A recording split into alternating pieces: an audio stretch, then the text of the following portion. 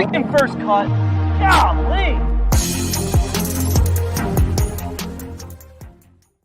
Welcome to the First Cut Podcast. I'm Rick Gehman, and this is your round 2 recap for this week's AT&T Byron Nelson. And joining me to break it all down, it's Greg DuCharme. What up, Greg? What's going on, Rick? Exciting week so far, and a lot of names up there that we've actually had a chance to talk about this week. So it's exciting. It's been a great first 2 days. If you like birdies, this is the week for you. You know, we had essentially a historic scoring opening round. The course played almost 3.25 shots under par as of when we are recording here on Friday, looking like another shot and 3/4. I mean, this is just an absolute birdie fest out there, Greg. Yeah, it is. And look, there's a little more wind today than there was yesterday, but not a whole lot. And the greens are receptive. And like we kind of talked about leading in, not a lot of trouble off the tee to find. So guys have plenty of opportunities. And there are some long holes out there, too. I mean, there's a couple of, at least one 500-yard par 4. But it doesn't matter. They still make birdies. Length isn't the issue. And when a golf course is soft, these guys really prove how good they are. Our leader, Sam Burns, fresh off his victory at the Valspar and 1 week off, follows up his opening round 65 with a 62 bogey free. That is 10 under, Greg. And assuming everything holds, he's got a couple of shot lead here. There's, a handful of guys out on the course probably can't catch him. This will be his 5th 36-hole lead already this season. 5 of them he will head into the weekend atop the leaderboard. It's pretty impressive. I mean, there, the old saying, it's hard to improve it's hard to shoot 2 really good rounds 2 days in a row. I guess he didn't think 65 was too good.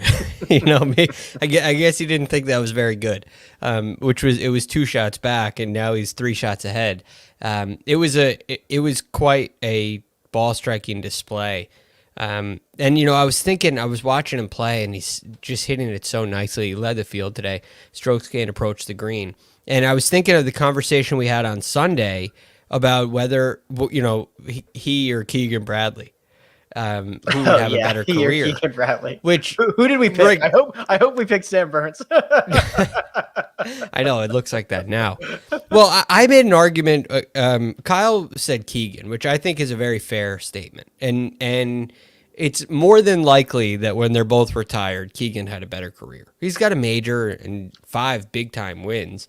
And that's a great career. It's not easy to do. It's very easy to have a little bit of a slump. You don't even have to have a slump. It's easy to not win. So very easy. But I was so impressed with his iron play so far this year, which was an area that Kyle had said was kind of a over the course of his 2.5-year career, not necessarily his strength. But I think we've seen it really come on strong this season. And going forward, I'm really looking forward to see if this is the way this guy's swinging right now just a hot streak? Is he just in great form? Or were the first 2 years just 2 years of rust? And was he just kind of learning, getting his feet wet, getting comfortable out on tour? Because he's very comfortable right now. And when you put yourself in position this many times like he's done, 5, as you said, Rick, 5 36-hole leader co-leads this year, more than anybody on tour. You get very comfortable and you start to expect that. And I got a little Brooks Kepca story. It's not quite a trophy in the backseat of the car, sure. But Brooks Kepca was saying that when he first got out on tour, he was always trying to make cuts. And his goal was to make the cut. I want to make and he always finished right around the cut line. And then he changed his mindset and he started to focus on, okay, setting a little more lofty goals. I want to finish top 10. Yeah. Right? And then all of a sudden he was always right around the top 10. And then he started to want to win, and all of a sudden he's always right around the lead. And I feel like Sam Burns is in that place now and Jordan Spieth is too, where he expects to be there, expects to win, and now all of a sudden he does it regularly and he's comfortable with it. We're going to talk about Jordan Spieth here in a second, but Sam Burns, I don't think he gets enough respect for how good his short game is. He is kind of known as this bomber, and then I think his irons are much better than maybe Kyle had alluded to a couple of days ago. But we have seen on display a perfect example of it was his final hole here on Friday. He hits the exact spot he needs to after going over the green with his second shot. He trickles it down there. He's got to tap in birdie. I think back to what he did on Sunday at Riviera when he was like up against the fence on the side of 6 green and like makes a miraculous par save. That like he has all of the shots, and what we've been talking about for 6 months is if he just puts it all together, he's going to be super dangerous. And well, now he's like been super dangerous for 6 consecutive rounds. He won a golf tournament. Now he's heading into the weekend with the lead. Yeah, and it's a significant lead. I mean, you look at a guy who's at 17 under. We talk about this every Friday, right? I mean, we never get anybody. He's 17 under. 17. I mean, when there were the 2 Korn Ferry Tour events there, one winner was 17. And I think the other was, I don't know, 16, maybe 19. I forget exactly what the numbers were, but it was under 20. Both times they were under 20. I do think the par was 71 at that time. But that's here nor there. The point is he's got a 3-shot lead. And if you look at this leaderboard, you got to wonder to yourself, how many guys did Sam Burns eliminate today from really winning this thing? I mean, you got to figure the 11 unders are still in the mix because there's only a couple of guys at 13 or 14 under. You got 3 players with Alex Noren, Doc Redman, and KH Lee that are better than 11. So you got to figure they're still in. But Rick, do you think that are the 10s in? Is my boy Wyndham Clark in this event, in this thing? I mean, how often does 7 shots, like how often do you come back from 7 shots over the course of the final 2 rounds? Probably not often. The good news is it's only one guy, it's Burns. So if he comes back, he would open it up. But I think I tend to agree with what you're saying that he played a lot of guys out of contention on Friday. Yeah. I mean, if you consider the 10 still in it, which look, if you go shoot 62 tomorrow, right? If Wyndham Clark, for lack of a more favorable example, if Wyndham Clark goes out and shoots 62 tomorrow and he is all of a sudden at 20 under, I mean, you could see Sam Burns being around there, right around that number. Having a slow round of 69 is, I think, very plausible. My homeboy and friend of the pod, Doc Redman's just going to birdie his last 4 and get to 18 under and just take the outright lead. And we're going to have to re-record this podcast if that happens. So keep an eye out for that. Jordan Spieth followed that mantra, Greg. It's hard to follow up a good round with another one. He shot a 2 under 70. I watched probably the majority of his rounds this morning because he was out on Friday morning, and it was fine. I thought a couple of putts didn't fall for him. He actually had an interesting comment, and coming from you, an instructor, I kind of want to get your thoughts on this, because after his 70, he said, I just got to kind of get a little more compact with my golf swing, just throw out today, go to the range, and just get back to yesterday's feel. So obviously he was not as comfortable with his Friday swing as he was with his Thursday swing. Yeah, which was really good. So it's easy to kind of backtrack on that a little bit. I've done a little bit of looking at Jordan's swing and some of the changes that he's made. On Course Record, we did a little breakdown a couple of weeks ago, and so we really took a pretty in-depth look at some of the things that he's done. I love what he's done with his golf swing. Because he played in the morning today, I didn't get to see as much of the round. But basically, Jordan's got a little more forearm rotation in the golf swing. It's getting the club face a little more shut, which is the biggest difference for him. When he is shut face at the top, he can play. And when it gets a little open, a little toe hang at the top, all of a sudden things get a little ugly for him. And I think that had a lot to do with the bone chip in his hand. He couldn't get the wrist in the bowed position that he wanted to. He wasn't rotating his forearms quite the same way, and it was causing a lot of trouble. So now he's got all that going on, and it's like it just kind of, you get a little overconfident, and your swing's just not as tight. It feels like it's moving around a little bit too much. It doesn't feel like it's hanging out right on the plane that you intend. And I have no doubt that was his bad round of the tournament, and I think he's going to have a really, really solid weekend. I've got time for about one more golfer here before we go to the guys who are going to miss the cut. Do you want KH Lee or do you want Bryson DeChambeau? You call it, Greg. Wow, that completely opposite, completely different guys. Completely different guys. I think. Look, I love KH Lee. I think he's a really solid player. I love watching him hit short shots around the greens. But come on, Rick, we got to talk Bryson. We got to talk about the beefy one. Okay, Bryson DeChambeau follows up his 69 with a 68. He's 7 under. He's certainly going to make the weekend. He moved up the leaderboard on Friday. I still contend, even being 7 under through 2 rounds, and I've seen probably the vast majority of every shot that Bryson has hit this week, he couldn't be playing worse. Like, I think he's playing so terribly, and he is 7 under par. I mean, there's obviously an opportunity for him to move up on the weekend, but kind of a sloppy play on 16 where he makes bogey, another one on 17. He was obviously very frustrated. There is always a lot of head scratching and knee slapping and all that stuff. And I don't know if it's a testament to Bryson's game that I think he's playing as poorly as I've seen him play in a while, and he's still, top 40 of this event as we record.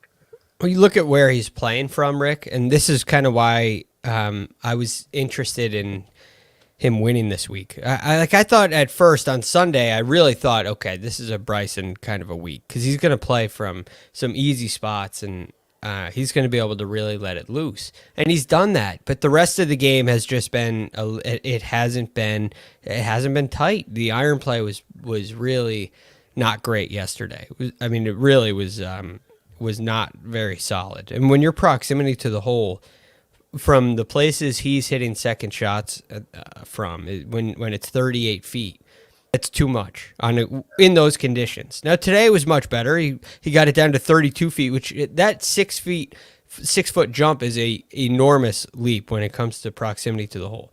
So that was a big improvement. He definitely hit it better. But then the putting was just not there today. He couldn't get anything to fall. And I think, Rick, it was just kind of a frustrating day on the greens. I don't think it was necessarily a problem. I don't think it's, hey, Bryson can't putt right now. I think it just, they didn't go in today from what I saw. Brooks Kepka shoots a 2 under 70. As we know, he's trying to figure out what the status of his game, what the status of his knee is heading into Kiowa Island next week. He offsets his 1 bogey with 3 birdies, including birdieing his final hole of the day, number 18. He is still 28-1 to win the PGA Championship next week, and there are probably more questions, Greg, than answers when it comes to Brooks Kepka. Yeah, I would agree with that. I don't think this is a great I don't think this golf course is a great test of how your game is for a major. If you're ready for a major, it's a completely different mindset. But at the same time, you still have to step up and hit the shots, right? And you got to be able to hit your putts online, and you got to be in control. And a guy like Sam Burns right now, a guy like Jordan Spieth right now, they're building confidence. And even some of the guys that are a little farther back that are maybe sitting at 10 under par, who feel like they are at least making big strides, even though their name isn't near the top of the leaderboard. But for Brooks, this can't feel like it's a big stride. This is a frustrating round. And when you go out and miss a cut like that, it can be frustrating. But unfortunately with Brooks, I don't think that means that he's not a factor for next week. My inclination is he's not. I want to say he's not, but he has a better ability than anyone I've ever seen flip the switch to all of a sudden play great in a major. Tiger played great in majors, but Tiger didn't play like this before majors and then win major. Tiger played well at everything all the time. And I'm not seeing that out of Brooks right now. So, but again, I don't know. He could flip a switch and put on a great performance next week. If you were looking to see how Sergio Garcia followed up his opening round 65, just keep scrolling. He's down there. Just keep going. Few more thumb flips. You'll finally get to it. A 75 for Sergio Garcia. So just to recap, he goes out on Thursday, 5 birdies and a hole out eagle to shoot 7 under 65. And his second round, Greg, my goodness, he goes out in 35. He comes in 37. It is a disastrous 75 and a missed cut when all is said and done. It's such a shame. It's so frustrating if you're Sergio Garcia because you're having a pretty nice year. He's got to You've win. won at least, right? You've won, and I feel like Sergio is kind of maybe one of those guys that could have a really nice week next week. You're going to need some solid ball striking. You're going to need some good short game play, and this would be a guy I'm interested in. But when you see him lose over 2 shots approaching the green today, and then lose another 3 putting, that gets extremely frustrating. Those are the 2 areas, Rick, we said were so important coming into the week. It would either turn into a putting contest or it would be an iron play contest. I think right now it's leaning towards the iron play contest. I agree. But putting's a big part of it too. And he was today 141st approach the green, 152nd strokes game putting. Sergio is having a good year. However, he did win the Sanderson Farms. He had a top 10 of the players. He made that deep run in the match play as well before being bounced in the Elite 8. So Sergio, we will catch you next week at Kiowa. And Greg, I want to look at the odds via William Hill and see what we like for the weekend. But first, we're going to take a quick break and hear a word from our partners. And we're back. Looking at the odds, of course, Sam Burns, now your prohibitive favorite. He is plus 150, 1.5 to 1 on your money. Greg, last night when we said, hey, maybe you should consider betting Sam Burns right now, he was 14 to 1. So that number has moved quite a ways. And then Alex Noren, who is actually, as we speak, still out on the golf course. He is 3 shots back. He's got a couple of holes to play. He's plus 700. Doc Redman and Jordan Spieth at 10 to 1 and 11 to 1, respectively. Well, I think Sam Burns has what it takes to win again. I could see this being a runaway. I mean, I'm not quite in the place I was with Stuart Sink, where I'm ready for the GIF, the Vince GIF. I'm not ready for that yet. Not at this birdie fest. No, right. It's crazy. And again, like I said, he could shoot 69 tomorrow and get caught. In theory, that could happen. It'd be crazy, but this board can flip. So that being said, I think Jordan Spieth's the kind of guy, aside from Sam Burns, who can really make a move. And it's because of the confidence. It's because of the expectation to be around the lead. It's because of the expectation to win. And I would say tomorrow Jordan Spieth's going to make a move because today was such a kind of a lackluster day. But I don't think there was any significant issue. He didn't get it going, and he'll get hot tomorrow. I'm very confident Jordan Spieth gets hot tomorrow. I would be very happy going into the weekend with my Sam Burns Thursday night 14 to 1 ticket and my Friday night Jordan Spieth 11 to 1 ticket, and just seeing how it pans. Like, I've got like the 2 horses at the top, and I'm just cool with seeing how that pans out instead of trying to guess, is it a Noren week? Is it a Redmond week? Is Patton Gazzire going to make a move? Like, I would rather be holding those 2 tickets. Yeah, I agree. By the way, nice to see Matt Kuchar up there playing. Yeah. It seemed to have happened, so that's exciting. But the other guy that kind of sticks out to me, Rick, is I'm sorry, not Wyndham Clark, Charles Schwartzel. Yes, Charles Schwartzel. Excuse me. It's tough to say. Yeah, it is, and it is Charles. It is Charles. We asked him. Yeah. So anyway, Charles is 4th in strokes gained approach the green right now. Yeah. And he had kind of a disappointing finish to today's round. He sits at 11 under right now, and he made bogey at 17, and he made par at 18. So I really think Charles would could make a move. He's set up. He's doing the things well that he should do well, and it was a disappointing finish today, which I don't think is indicative of the form that he's in. What I also like about Schwartzel is that this is not just 1 week. He's been playing well. We know he was in the playoff with Louis Oosthuizen at the Zurich. He's been popping up on the top of leaderboards. This is now a trend, so there's no reason to think he's going to go away. And Greg, you actually have him in a 3-ball over Lee Westwood and Charles Howell III, who are both lurking, but a couple of shots back. So you got a little bit of cushion heading into the weekend. Man, it's not I'm still sweating that one, right? You want to say, I want to write that off. I want to write that off as a win right now, but you can't, because if he goes out and shoots 71 tomorrow, he's going to get lapped, right? If any of those guys shoots, hopefully Westwood or Howell shoots 71, and I'm in good shape. But I do think Charles is going to have a really nice weekend because of what you said, Rick. This is a trend now. 2 quick things before we get out of here. When was the last time? I know Burns had a week off, so he's not going to. If he would win this, it's not winning back-to-back weeks, but it'd be back-to-back events. Back-to-back starts. Back-to-back starts. Molinari, was that the last guy to do that?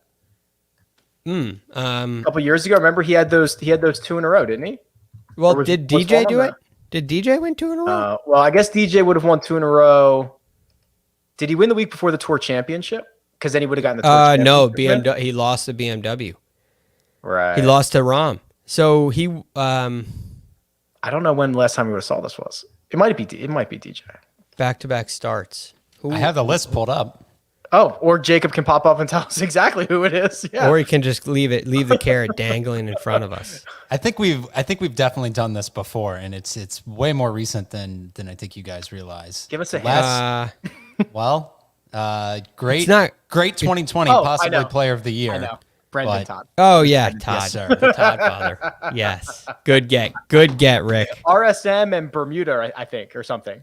Bermuda and Mayakoba. Mayakoba? That is correct. There you go. Bermuda and Mayakoba. So the Nice work. Molinari stretch I was thinking of, he actually won 3 times in 6 starts. He won BMW Championship, BMW PGA Championship. That's a European Tour event. Finished runner-up at the Italian Open, T25 at the US Open, won the Quicken Loans. Then he finished runner-up at the John Deere. And then his next start, he won the Open Championship. So he went win, second, win in a 3-start stretch. Yeah, that was crazy. That's what I was What thinking. a year.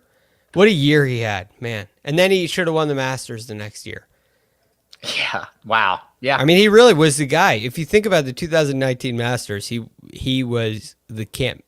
You couldn't see Tiger wasn't going to be able to catch him. And well, we all know how that turned out. A final thing before we get out of here, because there is a little news. Phil Mickelson has received an offer and accepted a special exemption into the 121st U.S. Open. So Phil will be back in San Diego. He will be at Torrey Pines, and he will be rocking and rolling.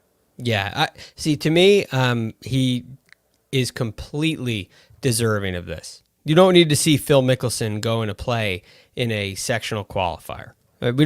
Phil has been a runner-up here 6 times. You could argue he is as qualified as any past champion to get in here. So I think you have to give him a chance, especially at Torrey Pines. We don't need to see him. Although I think it'd be great if you're like in a sectional qualifier and you look at the tee sheet and you're playing with Phil Mickelson. 44 PGA Tour wins, however many, 100-something Wait a million second. dollars. I watched you, like when I was a baby, I watched you, Payne Stewart say you're a father. You came and said you should have won.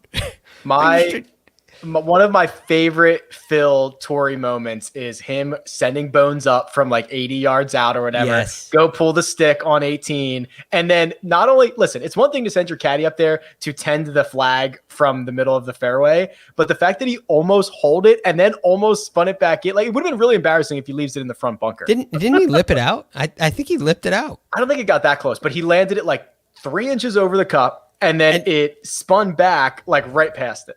Yeah, it was really. I remember it. I mean, I thought Amazing. I think it was a little closer than it was. But my favorite Phil story is the U.S. Open story from 2006, and this is so sad that this is my favorite one. But it's the press conference afterwards. Yeah, and he just says, "I'm such an idiot." The reason I love it is not. I love it because that's Phil. He's so open, and he just says, "I just blew it." And you don't hear guys say that. I love it because it's real. I call myself an idiot 15 times a day. To hear Phil Mickelson call himself an idiot is like, it's amazing. You're right. You hit the nail on the head. It's real. Love it. It's real. All right, that'll do it. We'll be back after both rounds 3 and 4 of the AT&T Byron Nelson. But for now, let me thank producer Jacob doing all the hard work behind the scenes. Let me thank Greg DuCharme, who you can find on Twitter at @TheRealGFD. And you can find me at Rick Run Good. This has been The First Cut. And we'll catch you next time.